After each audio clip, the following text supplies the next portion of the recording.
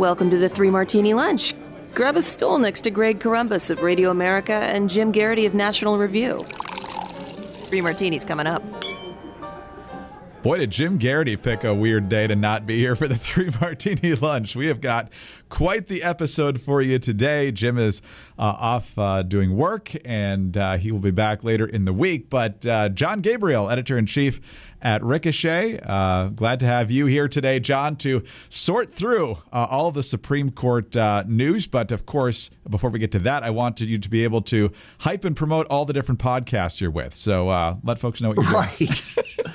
Yeah, well, Jets talk. All Three Martinis going to be about the New York Jets and their role in the draft. Oh, wait, Jim is not here. So, I am editor-in-chief at Ricochet.com. Check it out. And also, the main podcast is The King of Stuff, the second greatest podcast in the world, accepting this, of course. Thank you. Check them both out. Excellent.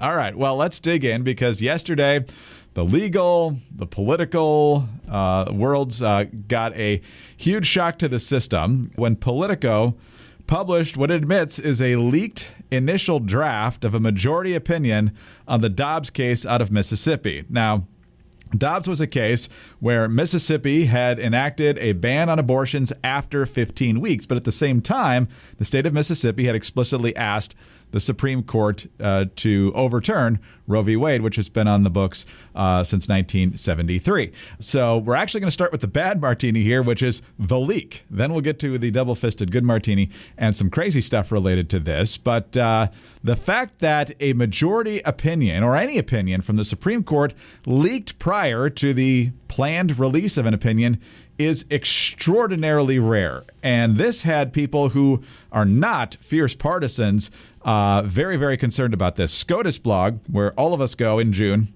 on the days where decisions are handed down, very quickly last night saying it's impossible to overstate the earthquake this will cause inside the court in terms of the destruction of trust among the justices and staff. This leak is the gravest, most unforgivable sin. Jonathan Turley, law professor over at George Washington University. Sometimes he's on Fox News, sometimes he's not, depending on what his opinion is. He says the alleged leak of the opinion in Dobbs v. Jackson, Women's Health Organization, is nothing short of breathtaking. It would constitute one of the greatest breaches of security in the history of the court. The article represents the greatest crisis that Chief Justice John Roberts has faced in his tenure on the court. It is a breach of the most fundamental obligations and traditions of the court. If this is a true copy of the draft opinion, it is hard not to view this as a malicious act. What is the motivation of releasing such a decision? The only intent of such a leak is to trigger a response from outside the court. His Twitter thread goes on. And today, John, we've got confirmation from Chief Justice John Roberts himself that this is going to be investigated. He's referred it to the FBI. He wants to get to the bottom of it. He calls it a betrayal. But in doing so, he admits that this is real. This leak was real. So first of all, as we talk about the leak here, how damaging is this and what's the significance of it? It is very damaging because this is just how Supreme Court justices work together. They circulate a bunch of drafts. There are many different versions of each draft, trying to win people to their side, trying to push other people away from whatever position they started with. So it is not just like this breach of gentlemanly etiquette. It is a breach with fundamentally how the Supreme Court works. So it's very ugly to be doing this. I hope they do find out, get to the bottom of who did it. And I think they will, because this is not a massive, massive organization. And I think they can narrow down fairly quickly the most biased people, the most hot-headed people on the various staffs. But the comedy with the Supreme Court, Ruth Bader Ginsburg and Justice Scalia, best of friends when they were on the court. They did great together. They really enjoyed each other. And that's only possible because they are not out there doing their debates in the public eye. They need to keep, and I think part of it too, just the stature of the court, it needs to keep all these disagreements and back and forth kind of negotiations. They have to keep that out of the public eye. This is why they don't have cameras in the courtrooms, let alone the justices' chambers. So it's going to do significant damage to a court that has already been way overly politicized, especially by the Roe decision itself.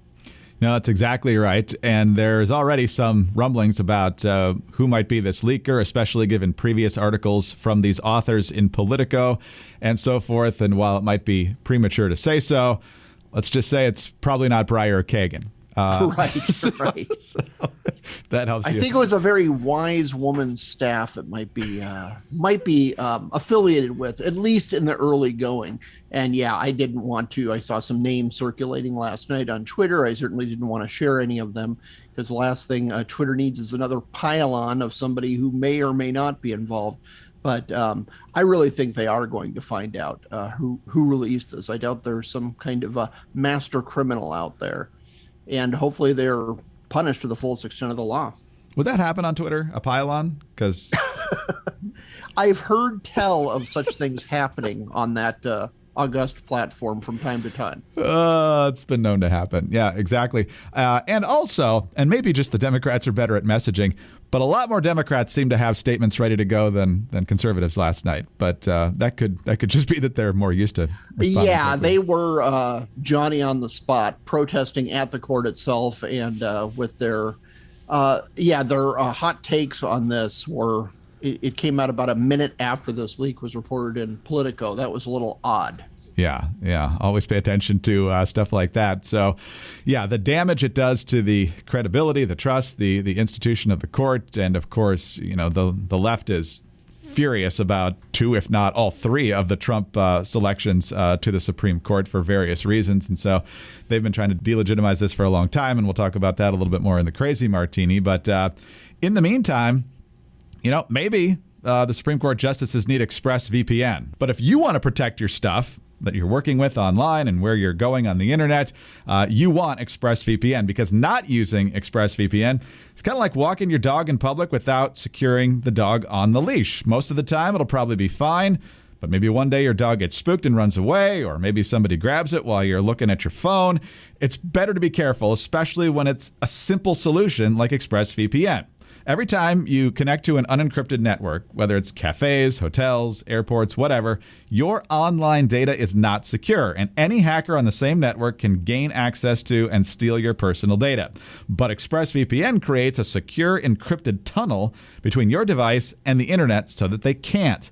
It would take a hacker with a supercomputer more than 1 billion years to get past ExpressVPN's encryption.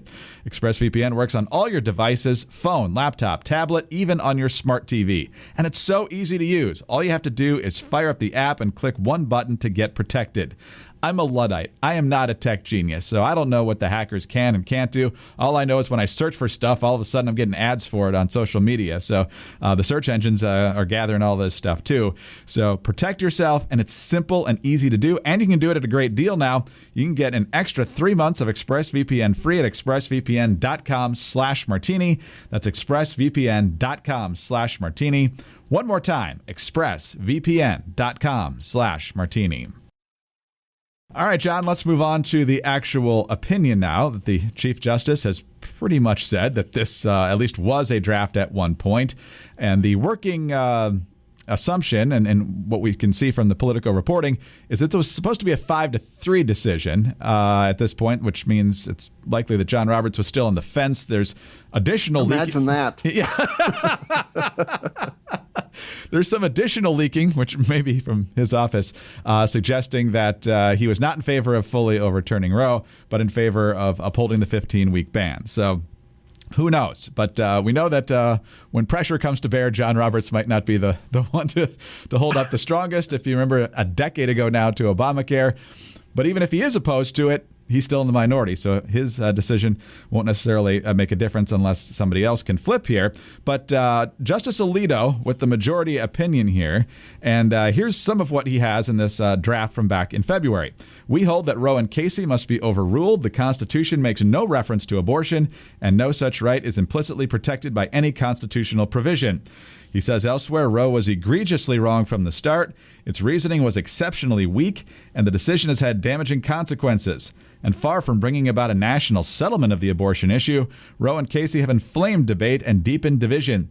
It is time to heed the Constitution and return the issue of abortion to the people's elected representatives. And so John, from our perspective as conservatives, I think there's two tracks here why this is a good martini. First of all, the court back in 73 way overstepping its constitutional role here. And as Alito says, this should be up to elected representatives, whether it's a state level, and Democrats at the federal level are going to try to put through their codifying of abortion legislation here. They already have in the House. The Senate, according to Chuck Schumer, is going to try to push this through. They don't have the votes to do it.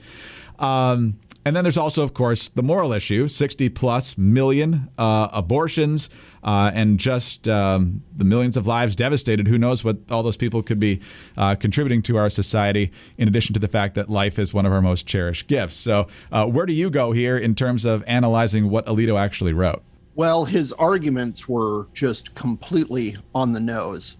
He really very painstakingly shows how bad this decision was. And people have to understand, especially people on the left, the notorious RGB herself thought Roe was very poorly decided. It's a disaster, speaking from a legal framework. And it has caused so much polarization politically, in the legal world as well. It should be overturned. And it's just crazy that the left is pretending, oh, no, it's sacrosanct. It's basically in the Bill of Rights. No, it is not. There have been many bad decisions by the court, and those have been reversed, at least many of them. And as you note, though, the more important thing is stopping the abortions themselves. This is something that people, mostly on the right, have been fighting against for nearly 50 years now. And I had many friends. I was born a few years before Roe was decided. And for some reason, some of my best friends throughout my life have been adopted kids. And, you know, would I have had them as friends if I was, I don't know, born 5-10 years later? It's hard to say due to this decision. So much lost potential, so much lost life. It's just very ugly. And I think the pro-abortion, and I do not say pro-choice in this case, the pro-abortion voices, especially on social media where everybody's trying to be more outrageous than the last person so they can get a lot of attention, it's just going to turn off people. I think a lot of people are kind of conflicted about it. They just think the entire thing is, for lack of a better word, icky. They don't want to talk about it. They don't want to think about it.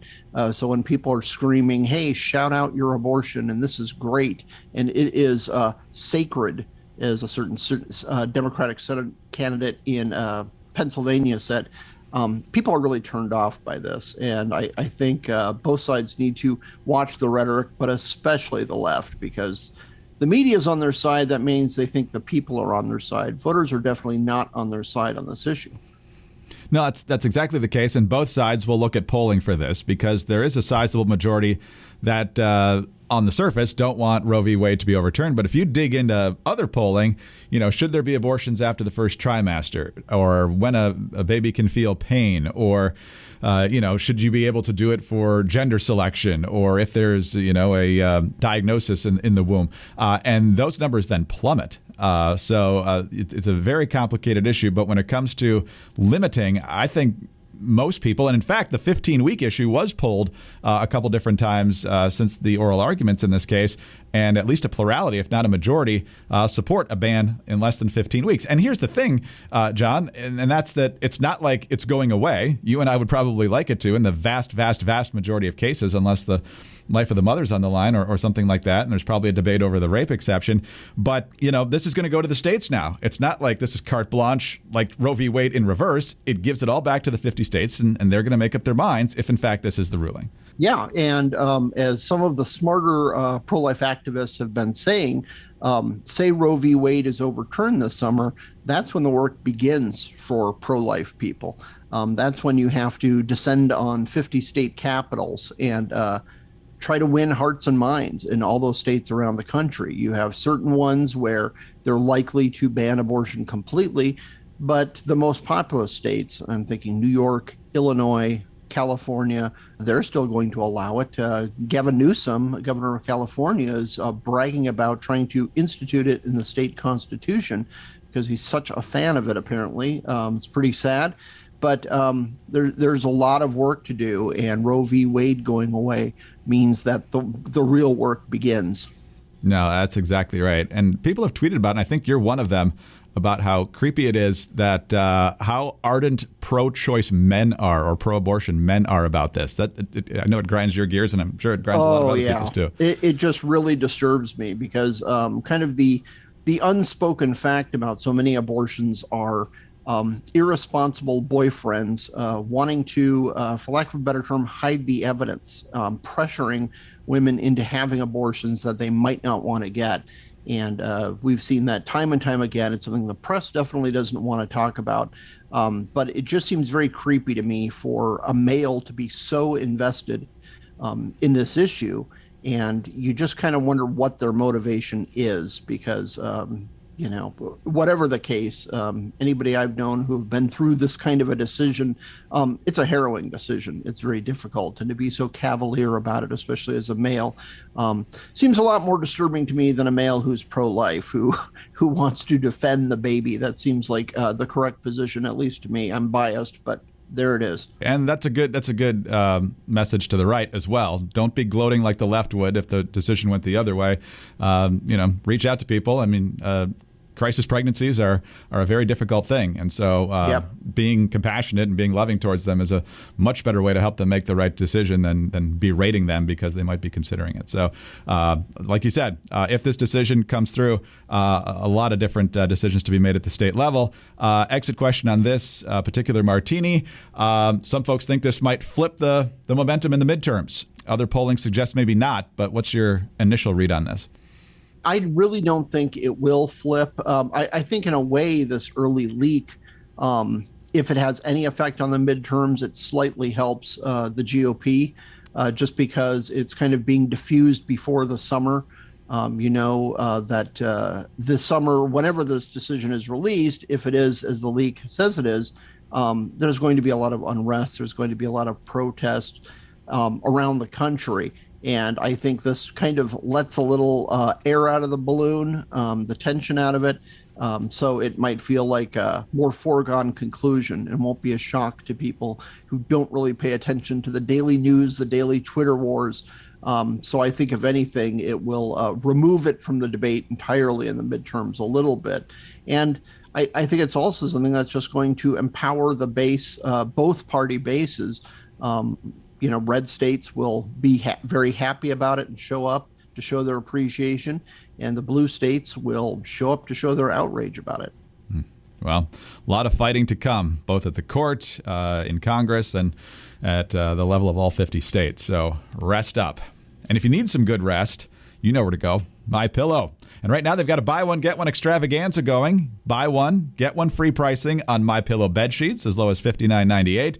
Elegance MyPillows as low as $49.98, and the Roll and Go Anywhere MyPillows for $29.98. And we just started talking about the Roll and Go pillow yesterday. You can use it on your couch, your recliner, in your car. It's versatile enough to take with you on vacation or anywhere you go. It's also available in multiple colors and patterns, machine washable and dryable, and it's got a 10-year warranty and a 60-day money-back guarantee. So remember, it's a buy one, get one extravaganza at mypillow.com/martini.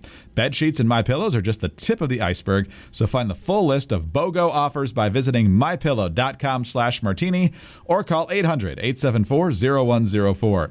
Stock up with buy one, get one free savings today and get Mike's book free with any purchase. mypillow.com/martini or call 800-874-0104. mypillow.com/martini. All right, John, on to the crazy now. And you knew once this news broke that there would be a stampede to the keyboards, to the cameras, to wherever else you can get your message out. But like we said at the beginning of the podcast, the left was ready with its talking points here. And the far, far left did not disappoint, even in the halls of Congress with their lunacy here. Bernie Sanders tweeting out, "Congress must pass legislation that codifies Roe v. Wade as the law of the land in this country now. And if there aren't 60 votes in the Senate to do it, and there are not, we must end the filibuster to pass it with 50 votes. Not to be outdone, Ed Markey, I think going even further here, John. A stolen, illegitimate, and far-right Supreme Court majority appears set to destroy the right to abortion, an essential right which protects the health, safety, and freedom of millions of Americans. There is no other recourse. We must expand the court, which would also, of course, require killing the filibuster." So Who wins the pulling the hair out contest here? Yeah, I think Ed Markey definitely does. I don't have quotes in from The View that aired this morning. I'm sure that will blow everything out of the water with just the deep probing insights from that brilliant panel shares every morning. But yeah, Ed Markey is just unhinged. If anybody said something similar from a right perspective, they would be a crazed conspiracy theorist, of course. Bernie Sanders, and your voice is perfect. It's like it's like his caps lock key is stuck, and he just no modulation of his voice. It's just full on socialism all the time. It is not the purpose of the national government to decide this issue for all 50 states. That's the beauty of Roe v. Wade being overturned. It's more of a local issue. States can control it. States can debate it. And that's why really the pro-life and I guess I could say pro-choice people, this is where the fight really begins, because in 50 state houses. And I think a lot of it too is educating the public on these things, realizing that Roe v. Wade ending doesn't quote unquote end abortion immediately in the country, unfortunately from my perspective, but instead it moves it to the states, and then states can decide. Maybe they're okay with the first trimester. Maybe after that, no thanks. With California, who knows how far they'll go? They'll go until the child is age 3 or enrolled in kindergarten. But it is up for states to decide, and local areas can hash this out and make the best decision, because I'm sorry, Roe is bad law. There is not a constitutional right to abortion. Look for any mention of abortion in the Federalist Papers. You're not going to find one. It was not on the minds of our founding fathers. And it is time for the people who call themselves pro-choice to defend their rhetoric in their neighborhoods and at their state houses. Very well said, John. And yeah, I mean, they find, or at least the original decision found, this right to privacy and the 14th Amendment, which of course was a post-Civil War, post-slavery amendment for equal protection. Pretty sure that's not what the framers of that amendment were talking about back in the 1860s. But okay, final question. Do you think this will expedite the release of the opinion? Part one. And part two, do you think that the leaking of this will actually solidify where the justices are, or will it actually put pressure that could put the verdict in doubt? There will be a whole bunch of pressure. I advise that they release it more quickly. I think institutionalists like John Roberts will not want to. He will dig in his heels. But I think, if anything, it's just going to solidify the people who want to strike down Roe v. Wade, because backing off at this point, when everybody expects their decision to strike it down, it would be beyond cowardly. And if you wanted to see a lot of right-leaning voters stay home, just water this down a little more. So I think that they will stay on course. I hope that they release this more quickly, just because I don't want to see very, very crazy people. We know there are many out there harassing and possibly threatening the justices on there, which would make the situation far, far worse.